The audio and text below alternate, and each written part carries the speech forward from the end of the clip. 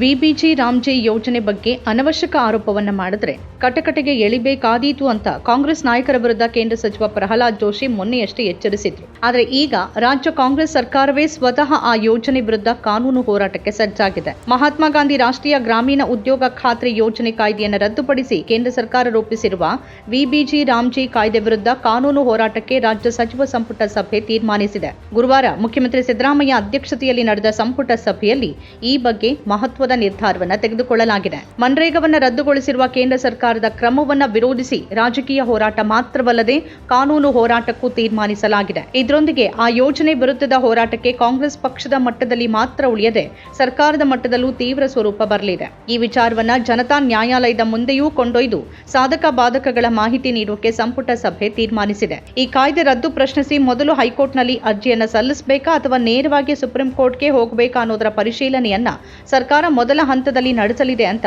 ಕಾನೂನು ಮತ್ತು ಸಂಸದೀಯ ವ್ಯವಹಾರಗಳ ಸಚಿವ ಎಚ್.ಕೆ. ಪಾಟೀಲ್ ಹೇಳಿದ್ದಾರೆ. ವಿಬಿಜಿ ರಾಮ್ಜಿ ಕಾಯ್ದೆ ವಿರುದ್ಧ ರಾಜ್ಯ ಸರ್ಕಾರ ಎತ್ತಿರುವ ಪ್ರಮುಖ ತಕರಾರುಗಳು ಏನು ಅಂತಂದ್ರೆ, ಈ ಕಾಯ್ದೆಯಿಂದ ವಿಕೇಂದ್ರೀಕರಣಕ್ಕೆ ಕೊಡ್ಲಿ ಪೆಟ್ಟು ಬೀಳುತ್ತೆ. ಮನ್ರೇಗಾ ಮೂಲಕ ಗ್ರಾಮೀಣ ಭಾಗದ ಬಡ ಕೂಲಿ ಕಾರ್ಮಿಕರು, ಕೃಷಿ ಕಾರ್ಮಿಕರಿಗೆ ಸಿಗ್ತಾ ಇದ್ದ ಉದ್ಯೋಗದ ಹಕ್ಕು ಕಿತ್ಕೊಳ್ಳುವ ಪ್ರಯತ್ನ ಇದಾಗಿದೆ. ಊರಿನ ಸಮೀಪ ಸಿಗುವ ಉದ್ಯೋಗದ ಹಕ್ಕನ್ನ ಕಿತ್ಕೊಂಡಿರೋದ್ರಿಂದ ಬಡ ಕೂಲಿ ಕಾರ್ಮಿಕರು ಕೇಂದ್ರ ಸರ್ಕಾರ ಗುತ್ತಿಗೆದಾರರ ಮೂಲಕ ನಡೆಸುವ ಯೋಜನೆಗಳ ಕೆಲಸಗಳಿಗೆ ಹೋಗಬೇಕಾದ ಸ್ಥಿತಿ ಬಂದಿದೆ.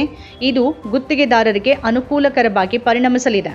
ಮನ್ರೇಗಾದಡಿ ಈವರೆಗೆ ಗ್ರಾಮ ಪಂಚಾಯಿತಿಗಳ ಕೈಯಲ್ಲಿದ್ದ ಕೆಲಸದ ನಿರ್ಧಾರದ ಅಧಿಕಾರ ಕೂಡ ಇನ್ನು ಕೇಂದ್ರದ ಇಚ್ಛೆಯಂತೆ ಆಗಲಿದೆ. 100 ದಿನ ಇದ್ದ ಕೂಲಿ ದಿನಗಳನ್ನು 125 ದಿನಕ್ಕೆ ಹೆಚ್ಚಿರೋದು ರಾಜಕೀಯ ತೋರಿಕೆ ಮಾತ್ರನೇ ಹೊರತು ತಾತ್ವಿಕವಾಗಿ ಆಗುವಂತದ್ದಲ್ಲ. ಹೊಸ ಕಾಯ್ದೆಯಿಂದ ರಾಜ್ಯಗಳ ಆರ್ಥಿಕ ಹೊರೆ ಕೂಡ ಹೆಚ್ಚಲಿದೆ. ಈಗ ಇದರ ವಿರುದ್ಧ ರಾಜಕೀಯ ಕಾನೂನಾತ್ಮಕ ಹೋರಾಟ ಮಾತ್ರವಲ್ಲದೆ ಜನತಾ ನ್ಯಾಯಾಲಯದ ಮುಂದೆಯೂ ಹೋಗೋಕೆ ಸರ್ಕಾರ ನಿರ್ಧರಿಸಿದೆ. ಇದೇ ವೇಳೆ ಮನ್ರೇಗಾ ಯೋಜನೆಯನ್ನ ಮತ್ತೆ ಜಾರಿಗೆ ತರುವಂತೆ ಒತ್ತಾಯಿಸಿ ನಿರ್ಣಯ ಅಂಗೀಕರಿಸಲು ಶೀಘ್ರವೇ ವಿಧಾನಮಂಡಲದ ವಿಶೇಷ ಅಧಿವೇಶನ ಕರೆಯಲಾಗುತ್ತೆ ಅಂತ ಮುಖ್ಯಮಂತ್ರಿ ಸಿದ್ದರಾಮಯ್ಯ ಹೇಳಿದ್ದಾರೆ. ಮನ್ರೇಗಾ ಡಾಕ್ಟರ್ ಮನಮೋಹನ್ ಸಿಂಗ್ ಅವರು ಪ್ರಧಾನಮಂತ್ರಿ ಆಗಿದ್ದಾಗ ಜಾರಿಗೆ ತಂದ ಯೋಜನೆಯಾಗಿದ್ದು, ಗ್ರಾಮೀಣ ಪ್ರದೇಶದಲ್ಲಿ ಉದ್ಯೋಗ ಸೃಷ್ಟಿ ಮಾಡುವ ಮತ್ತು ದಲಿತರು, ಮಹಿಳೆಯರು, ರೈತರಿಗೆ ಉದ್ಯೋಗ ಒದಗಿಸುವ ಉದ್ದೇಶದ್ದಾಗಿದೆ. ವರ್ಷದಲ್ಲಿ 100 ದಿನ ಉದ್ಯೋಗಾವಕಾಶ ಈ ಯೋಜನೆಯಲ್ಲಿ ಸಿಕ್ತಿತ್ತು. ಈ ಉದ್ಯೋಗವನ್ನೇ ಕಸಿಯುವ ಕೆಲಸಕ್ಕೆ ಕೇಂದ್ರ ಸರ್ಕಾರ ಕೈ ಹಾಕಿದೆ, ಉದ್ಯೋಗದ ಹಕ್ಕು ಇಲ್ಲವಾಗಿಸಿದೆ ಅಂತ ಸಿದ್ದರಾಮಯ್ಯ ಹೇಳಿದ್ದಾರೆ.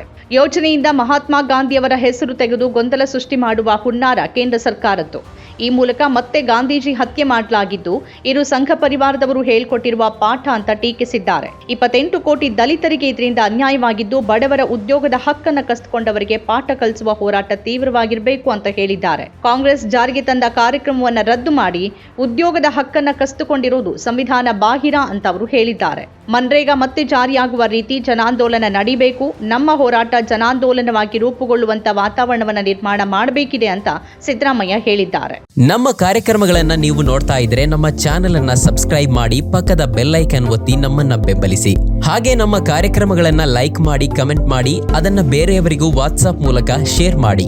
ನೀವು ಹೀಗೆ ಮಾಡಿದಾಗ ನಮ್ಮ ಚಾನೆಲ್ ಮತ್ತಷ್ಟು ಜನರಿಗೆ ತಲುಪಲು ನೀವು ನಮ್ಮೊಂದಿಗೆ ಸಹಕರಿಸಿದ ಹಾಗಾಗುತ್ತೆ.